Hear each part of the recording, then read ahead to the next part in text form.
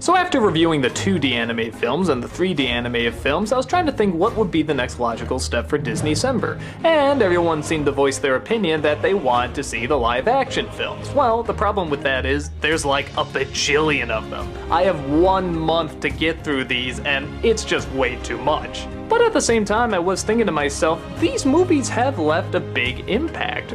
Just as much, if not bigger, than the animated ones. So it did seem kind of a shame not to talk about them in more detail. So here's what I decided to do. I'm gonna go through the live action movies, but only the ones that are the best known. The ones that left an impact, the ones that, whether for better or worse, we remember. The Mary Poppins, the Bedknobs and Broomsticks, the Pirates of the Caribbean. The films we remember from childhood just as much as Peter Pan, Sleeping Beauty, and so forth. Now the other catch to that is because, hey, being Disney, they like to do a lot of sequels. And keep in mind, this wasn't just a newer thing, they did this a lot in the past too. So, what I'm gonna do for that is, if one of the movies I'm reviewing does have a sequel or even a remake, I'll do another video just quickly summing them up, quickly talking about it, but I won't go into as much detail as the main movie. Because like I said, there's a lot of these and we gotta get through them. And why shouldn't we? A lot of these films are like live action versions of the animated films. It was so cool to see a woman actually fly. It was so cool to actually see the pirates come out and sword fight with skeletons and all the stuff that we saw on the ride. And of course, we love our animated magic. But at the same time, there was something really cool about seeing that magic come to real life. Or at least a little closer to real life. It made the illusion just seem a bit more believable. And that's what we're gonna look over. We're gonna look over which ones worked, which ones didn't, and which ones left the biggest impact and why. So, get ready everybody, this is the return of Disneycember, the live action film. Believe it or not, there's some debate over what was actually the first live action film. Technically, the first one they did was The Reluctant Dragon, but the majority of that is just showing how they made an animated film, that being The Reluctant Dragon, which is cute and okay, but not much of a narrative. Some argue that the first live action film is Treasure Island because it was the first one not to have any animated characters in it. But I'm gonna go for the one that I declare the first actual live action Disney film, and that's Song of the South. Yeah, I can just feel all the asses around the world clench up just when I say that title. This film has so much controversy about it that it was never released to video or DVD. In fact, I'm probably among the last generation to see this in the theater. Yeah, remember those Nostalgia Critic commercial specials where we have Song of the South being advertised? I remember actually seeing those ads. And of course, I wanted to see it on the big screen. So, is it as offensive as people say it is, or is it really just harmless? Is it memorable? Is it bad? Well, let's take a look. The film centers around a white boy and a white mother who are being dropped off at a plantation. The father, it looks like, has to go back to work as he seems to do a job with some sort of controversial journalism. It's never quite explained. I think it's hinted that it's some sort of race relation thing, but we don't really know if he's pro or con. At least I never picked up on it. The boy starts to journey around the plantation and comes across a group of slaves, all gathered around one guy named Uncle Remus, who's told more famous folklore than can be counted. Uncle Remus is a nice, likable guy who befriends the boy very quickly, telling him stories all about Brer Rabbit, Brer Fox, and Brer Bear. These scenes, of course, are animated. And need we forget he sings that unbelievably catchy song. But a couple of misunderstandings start happening, and the mother doesn't like her son hanging out with Uncle Remus anymore. But once the dumb little white kid acts like a dumb little white kid and accidentally gets himself in a bullpen, a tragic accident occurs, and of course, they have to see what's the best way to bring him back, and I'm just guessing that Uncle Remus might play a big part in it. I guess the first thing to talk about is the elephant in the room, and that's how this is racially portrayed. This does take place in a time of slavery, and it's definitely addressed, sort of. The only major clue to kids would be that at the beginning of the day, they all sort of go over this hill, and then at the end of the day, they all kind of come back. I wonder where they went. Everything else in the movie is pretty much just them being laid back and telling stories and having a good time. So I guess for a lot of kids, I don't know if they would catch on. I didn't when I was younger. The dialogue, of course, is trying to capture how we thought black people talked back then, and I'm just gonna take a wild guess and say they got some things wrong, but their heart is still in the right place, it seems. In the end, it's pretty obvious that the moral of the story is don't be prejudiced, people come together, listen to one another, so the lesson certainly isn't bad. But at the same time, I'd be lying if I said I didn't feel a little uncomfortable every time they say the term tar baby. And yeah, I know the term comes from these stories, but I still feel a little weird. For my money, again, as a 30-something white person, I don't see anything horribly offensive, but if I was a little black kid watching this, I don't know how I would react to it. Regardless, how does the film itself actually hold up? Well, I have a theory that maybe the reason they never pushed so hard for a DVD release is that the film actually is just kind of meh. That is to say, there are still some very strong elements in it. For example, the guy playing Uncle Remus is unbelievable. I mean, this guy has the biggest heart, the biggest smile, the nicest voice. You just wanna, eat him up. He's just the nicest guy. He's what makes this movie. And of course, having an Academy Award-winning song isn't too bad either. It's still catchy, it's still upbeat, and it's a Disney classic. The cartoons are also a lot of fun. They're really funny, they teach some basic life lessons. They're colorful, they're bright, they have really good comedic timing. But honestly, it all kind of goes downhill whenever it's with the white family. Talk about friggin' Wonder Bread, these guys are so boring. It's one of those movies where I thought when I was younger that when I grow up I would understand the depth and drama more, like there's other stuff going on that I didn't understand. And yeah, that's kind of true. I didn't really understand the slavery stuff and now I do, but there's not really too much else going on. I thought maybe the father's controversial job would play a bigger part, but it really doesn't. And the moral is just about as basic a moral as you can get. And without going into too many spoilers here, when the father does manage to come back at the end, there's kind of a choice made that, well, sort of the mother and even in a sense the boy kind of makes in terms of who he wants to see. And while it's a happy moment, it still kind of puts the father in a bad spot. I don't know, it seems to rush up too happy at the end. Wouldn't there be more stuff discussed? Wouldn't there be more conversations? Or I don't know, it just feels like there should be something more. Also, the blending of live action and animation in this is really friggin' good. I mean, this is along Roger Rabbit territory. When something goes in the shadow, they darken it so that it looks like it's in the shadow. When it's further away, they blur the lines. They really did their homework on this, and it's really effective. But there aren't too many scenes like that. Most of it is focusing on the family, which, like I said, is pretty boring. So I'm really torn on it. There's some really good stuff with some good songs and good acting and good performances and good animation, but what it all really adds up to, it's not really that fascinating, not really that important, and yeah, could be taken the wrong way with racial sensitivities.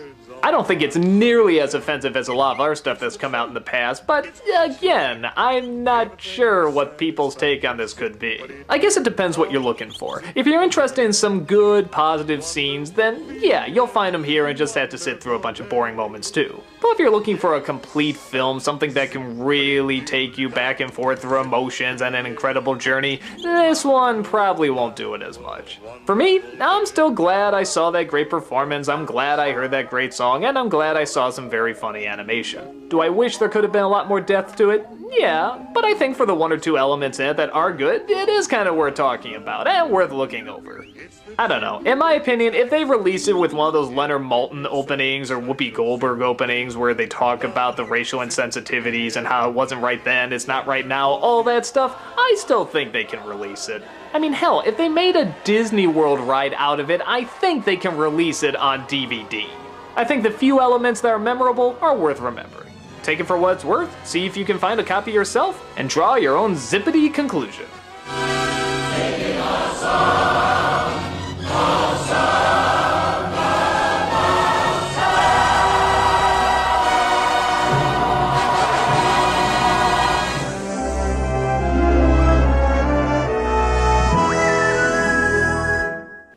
Fun and fancy-free, only one thing could be gayer than that title. And there he is. Yeah, as I said before, I'm not a huge fan of Jiminy Cricket, but luckily he doesn't have that much to do in this. Just like the other films, there's no one story, but in this there's not really a bunch of them either. There's only two. And Jiminy Cricket, for whatever reason, hosts them. It's strange that they would actually call this movie fun and fancy-free instead of just the 2 titles. It's not like Make Mine Music where if you listed all the titles there wouldn't be enough room. Here there's only 2. Bongo and Jack and the Beanstalk. Heck, that's a shorter title than Ichabod and Mr. Toad. They could have done it. But heck with that, how do the stories hold up? Well, as the other Disney stories go, even for the short ones, it's nothing that special. They're okay though. The first one is called Bongo, and it's about a bear who used to work in the circus but escapes to live in the wild. He finds he doesn't quite fit in, but things change when he comes across a female bear. But then he gets confused when she starts beating the shit out of him. But then the movie so colorfully tells us that the way bears show that they love each other is beating the shit out of each other. Makes sense to me. Yeah, even as a kid I thought that was a little weird, and I'm still not sure I buy it now, but it makes for a cute song. Every pigeon likes to coo when he says I love you, but a bear likes to say it with a slap. And that's the best way to describe the first short. Cute. I really liked it as a kid, but looking back, it does go on a little too long. If they were gonna do this and make it work, they should either make it its own movie with much more characters, or make it a lot shorter. Then there's a really weird transition where Jiminy Cricket is somehow invited to a party. A party where puppets come to life and strange, creepy men do weird sounds with their hands. And the parents are nowhere to be seen. Yeah, this would not fly today. You know, Ophelia, you look so sweet. What'd you say? I say, I think you look so sweet. Yeah. But that segues into Jack and the Beanstalk, the first appearance of Mickey Mouse in any movie since Fantasia. And believe it or not, the last time you'll ever hear Walt Disney do his voice. We also get Goofy and Donald into the mix, as it's pretty much just the straightforward story of Jack and the Beanstalk, not really any major differences. I say the only thing that really stands out about it is the giant, who is sort of this enjoyable doofus. And they added this really weird plot device where he could change into anything. Isn't that strange? He's already a giant, why do you have to give him more magical stuff? Being a giant's enough. On top of that, they don't really do anything with it. There's a whole chase scene at the end where he's trying to get him, but wouldn't it just make more sense if he turned into a cheetah or something? The film doesn't quite have the flow or creativity that Make Mine Music had. And to be honest, I don't know what the connection is with all these things. You have Jiminy Cricket, then a bear from a circus into the wild, then a creepy man with puppets, and then Jack and the Beanstalk. How's it all tied together? Individually, they work okay, as cartoons, but I don't think there's enough of them to really warrant a film. Or if they did pick 2, they'd have to do ones that are particularly unique or particularly cinematic, and neither of these really aren't. Again, they're not bad, they're just not anything that special. But they have their own charm and likability to them, so I guess they work out. I'd say it's probably better just to rent them individually and skip the middle parts, but that's just me. If it looks good to you, you'll probably like it.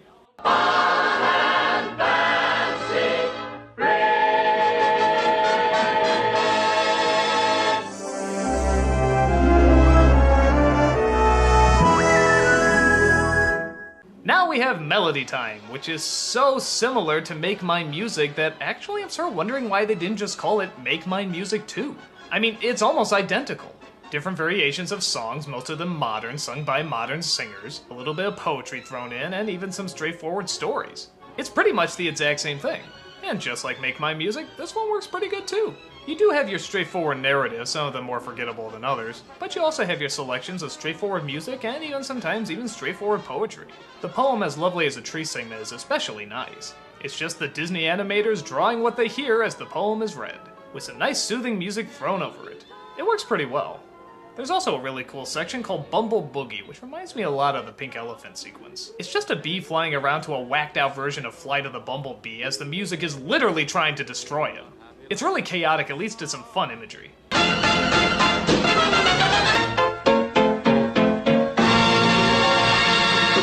one that probably stands out the most is the Johnny Appleseed one. When I was a kid, I really liked it. When I was a teenager, I got a little bit more cynical and started making fun of it. Now that I'm older, I actually find myself really liking it again. It's got some real heavy atmosphere, some real heavy visuals, and some of those backgrounds are just incredible. Yeah, it's still a little corny and I do make fun of it sometimes, but it still holds up. It's the size and scope that they give something that seems so relatively simple, and yet they show that it took so much dedication. That image of the apple trees becoming the clouds, that's one of the most surreal things I've ever seen. I remember it even stayed in my mind as a little kid, and it really, really is gripping. In fact, it's so good, it probably could have been its own movie. I'm sort of wondering why they tucked it away in here. The Lord is good to me, and so I thank the Lord. for giving me the things I need, the sun and rain and an apple seed. Yes, he's been good to me. Funny bit of trivia, when I was a little kid in Catholic school, they actually had this as the prayer we said before grace. Isn't that weird? And they told us not to sing it too. How is that possible? You can't say these words without singing it. It can't be done. We did it anyway, and I'm sure God knew we were thankful for the grub. And then the last segment they end on is Pecos Bill, sung through a lot of folk and country music. This is also fun too and really creative, but again, why did they end the film on this? I mean, it's funny, it's enjoyable, and it's catchy, but dude, did you see the Appleseed one? I mean, that was far superior. Pecos Bill just ends on a, God, I don't even know what note. I'm not sure if it's sad, I'm not sure if it's happy, it's just kind of odd. Like I said, I don't have a problem with it, I just don't know why they closed on it. But either way, Melody Time has some really good shorts in it, as well as some good music and really great animation. The atmosphere is really heavy in this one. Again, maybe not Fantasia heavy, but there are points where it hits that traditional Disney charm that only Disney can have. And they recreate it quite well here. Melody Time is definitely one to check out. The Lord is good to me.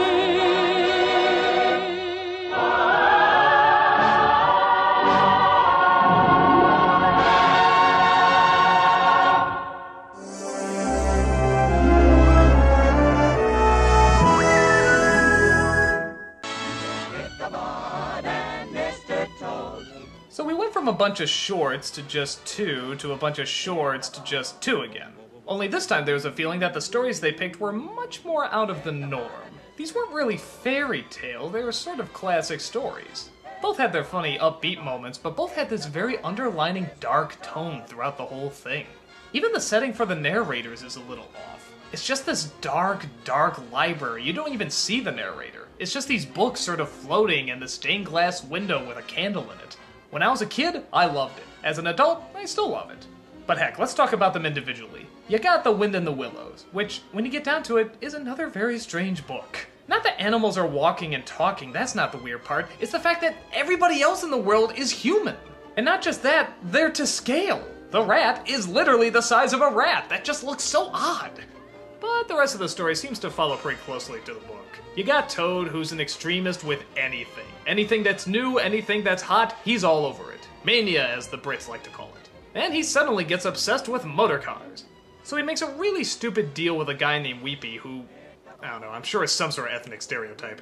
In that he hands over Toad Hull in exchange for the car. But in court, Weepy tells a different story and says that Toad stole the car, which gets him thrown in jail and only his friends are able to save him. Molly and Rat are a lot of fun, Toad is enjoyably crazy, and even that horse gets a few good one-liners. Then how did he get a motor car? The only way a gentleman gets anything. The honest way. And what is the honest way? Ha ha, I thought you wouldn't know that, Governor. I fucking love that line. Next, you have The Legend of Sleepy Hollow, which in terms of story layout, even to the original book, is so odd to me, but I really love it because of that. Most of the short is just Ichabod Crane and how he interacts with the people in the town. He has a bully, he has a girlfriend, there's a little bit of a love triangle, and most of it is done through mime. You have Bing Crosby narrating it, but for the most part, people don't really talk. And yet so much character still comes out of them, including the fact that, something I never noticed as a kid, Ichabod is kind of a dick. I mean, when you look at what he wants to do, he wants to marry this woman and mainly get her money. I mean, he's already fantasizing her father being out of the picture. Well, the old goat can't take it with him, and when he cuts out, that's where I cut in. I think a lot of people, when they look back, think of Ichabod Crane as just this innocent that gets killed by the Headless Horseman. But no, he was actually sort of a bastard. Which for Disney is kind of interesting. It's one of the few times where you actually have sort of a jerk be your lead. In fact, you could make the argument that Brom Bones, though he's a bit of a bully, is much more of a good guy. I mean, he doesn't do anything really wrong, or at least not as wrong as Ichabod. And for all we know, maybe he'd make a better boyfriend, who knows? But of course the part everyone remembers is the built-up appearance of the Headless Horseman. By God, that laugh is cool. I think it's one of those rare times that a lot of kids found themselves both scared and laughing at the same time. The climax is a lot of fun that way. It's sort of like Evil Dead 2. In fact, I'd be shocked if director Sam Raimi didn't take a lot of the atmosphere and tone directly from this cartoon. It's just your classic ghost story with a classic ghost story ending. And the two seem to go actually pretty well together. Both take advantage of the fact that it's cinematic and they can get a lot of fun angles, and they also stick true to their stories, as well as taking some creative liberties. Whenever anyone thinks Wind in the Willow or Sleepy Hollow, these are usually the first two versions that come in mind, and that's probably not so bad. It's good to read the originals, of course, but these are pretty good adaptations. It's heavy on the dark, but also big on the laughs. Either one is great on its own, but back to back, they work just as good. You can't reason with a headless man.